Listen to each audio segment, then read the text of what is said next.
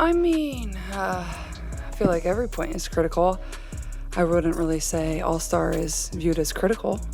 Stephanie White might have entered this season as the experienced, steady hand meant to guide the Indiana Fever into a new era, but no amount of coaching savvy could save the spectacle that unfolded at Barclays Center, the Fever already limping.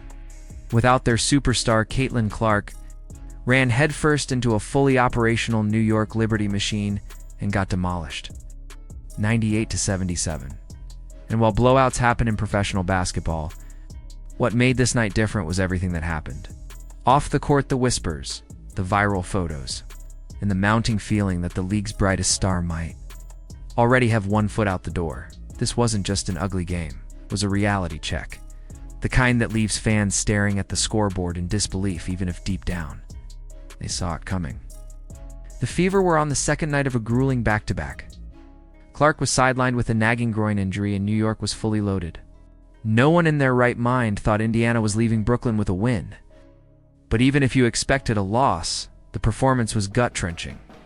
Indiana led only once, briefly, before the Liberty buried them under a barrage of threes. I feel like that's just a fun thing. I feel like this stretch, this is a big game for us. Fast breaks and suffocating defense. By the time the fourth quarter rolled around, the game wasn't a contest, it was a coronation for New York and an open audition for Caitlin Clark's future. On the court, the Liberty were ruthless.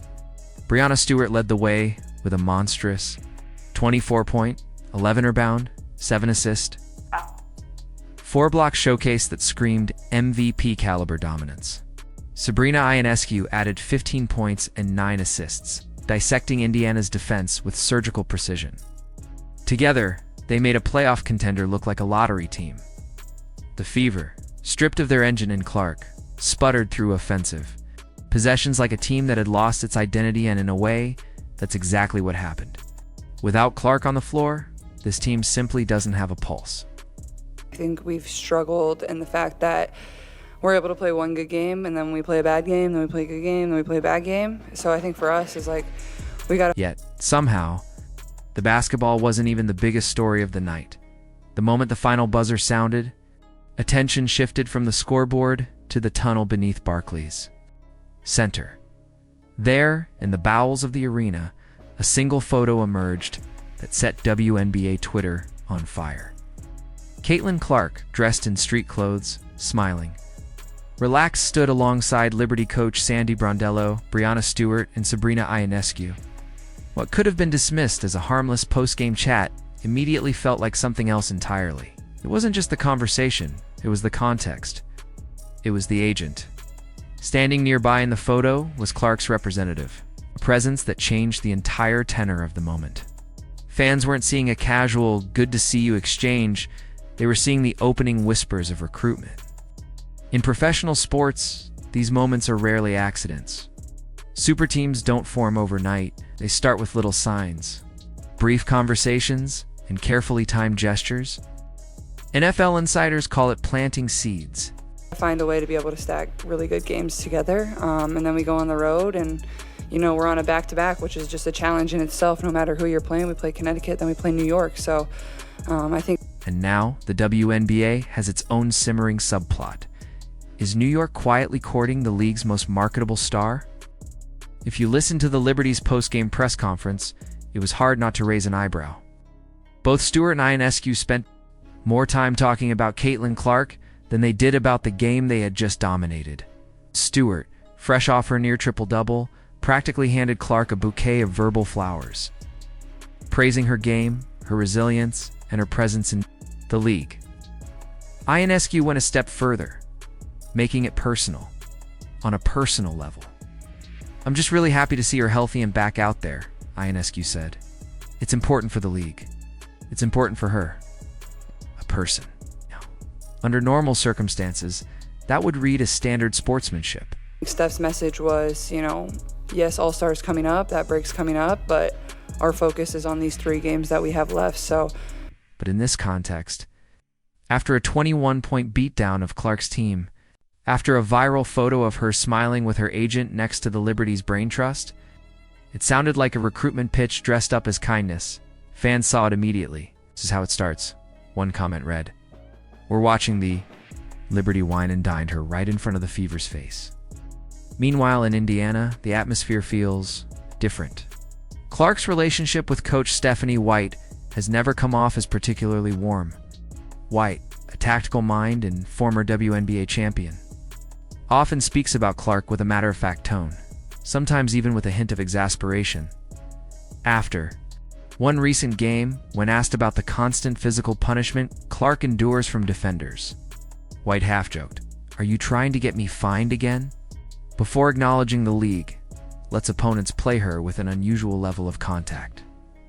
In that sense, I do think it's critical that our focus just remains on the game in front of us. This contrast between a home team that treats its superstar like an overworked employee and an opposing team that showers her with public adoration has not gone unnoticed.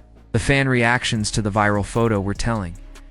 "Maybe she just likes being around people who actually appreciate her," one person wrote.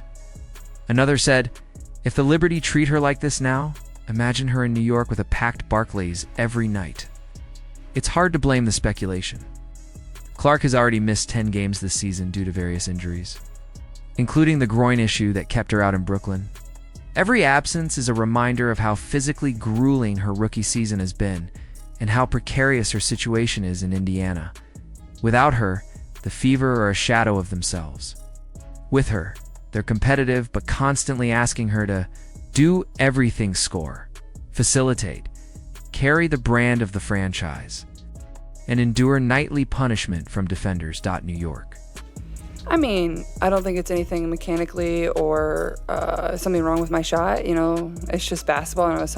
On the other hand, presents the complete opposite experience. They're a championship contender with multiple stars, a proven infrastructure, and a fan base that packs arenas. From the warm-ups to the final buzzer, Barclays Center felt like a different world. Stewart even noted the electricity in the building, the kind of energy that makes a player feel like they're part of something bigger than basketball. For Clark, sitting there in street clothes, it must have felt like a glimpse of an alternate reality. What makes this situation especially volatile is timing. The WNBA is still a league where stars can change the fate of a franchise overnight. And while rookie contracts aren't as fluid as NBA deals, the optics of this moment are damning for Indiana. When your franchise cornerstone is photographed, laughing with the very team that just humiliated you, while her own coach gives her lukewarm public support, alarm bells should be ringing. The Liberty aren't even being subtle. Talking to our player development coach yesterday, and he was like, just sent me a few things of like even Steph going through a slump. I think he was like 27 for... Throughout the season, they've gone out of their way to praise Clark publicly. Ionescu has made a habit of dropping glowing comments about her game. Stewart constantly references her respect for Clark in interviews. And now, the photo. Throw. In the presence of Clark's agent, and it's no wonder the whispers are turning into conversations. This is how super teams are built, first in the shadows, then in plain sight. And make no mistake, this was more than a loss on the court. It was a branding loss, a cultural loss, and maybe even the first chapter of a bigger story that will define the Fever's future. Indiana looked lifeless without Clark. The Liberty looked like the team every player dreams of joining.